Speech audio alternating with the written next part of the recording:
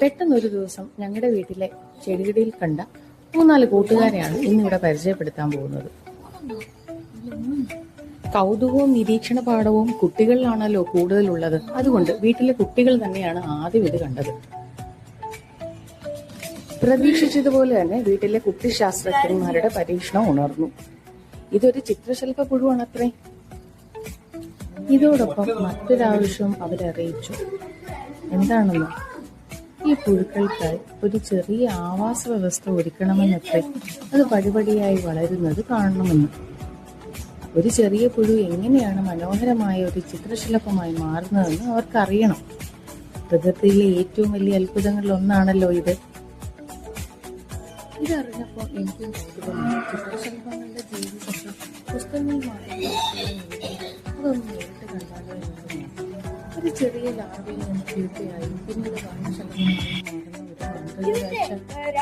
മാറുന്ന രണ്ട് വൃത്തങ്ങൾ കണ്ടല്ലോ. ഇത് ഫോൾസ് ഐ സ്പോട്ട്സ് ആണ്. അതായത് ഇത് കണ്ണുകളല്ല. മറ്റുള്ള ജീവികൾക്ക് ഇത് പയ്യെ ഇരിക്കുമ്പോൾ ഇതൊരു പാമ്പായിട്ട് തോന്നാൻ വേണ്ടിയാണ് ഇതിന് പാമ്പിന്റെ കണ്ണു പോലത്തെ ആകൃതിയിലുള്ള രീതികൾ ആവുന്നത്.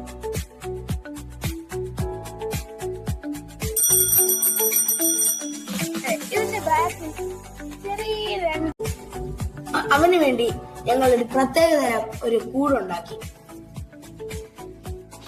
ഇതിനു വേണ്ടി ഒരു പ്രത്യേക അഡാപ്റ്റേഷൻ ഉണ്ടാക്കാനാണ് ഞങ്ങൾ ശ്രമിക്കുന്നത്.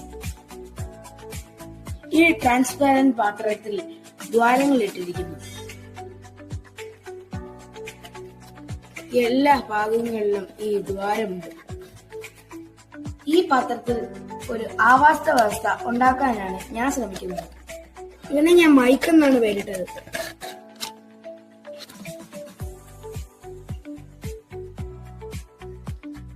വ്യവസ്ഥ ഉണ്ടാക്കാൻ വേണ്ടി ആദ്യം നമുക്ക് വേണ്ടത് ഒരു ലീഫ് ബഡ് ആണ്. അതും ആ ലീഫ് ബഡ് ഇവന് ഇഷ്ടമുള്ള കറിവേപ്പിലയാണ്. കറി ലീഫ് മാത്രമല്ല, ഓറഞ്ചിന്റെ ഇലയും ലെമണിന്റെ ഇലയും ലൈമിന്റെ ഇലയും നമുക്ക് ഇതിന് കൊടുക്കാം. ഇപ്പോൾ നമ്മുടെ കയ്യിൽ ഓറഞ്ചോ ലൈമോ ലെമണോ ഇല്ലാത്തത് കൊണ്ട് നമ്മൾ കറി ലീവ്സ്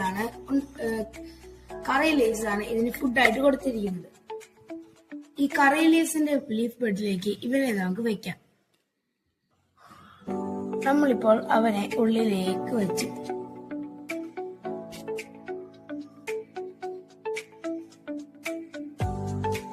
ഓരോ ദിവസമാകുമ്പോഴും ഇവനെ അപ്പോൾ ഈ കറി ലീവ്സ് മാറ്റുകയും ചെയ്യും.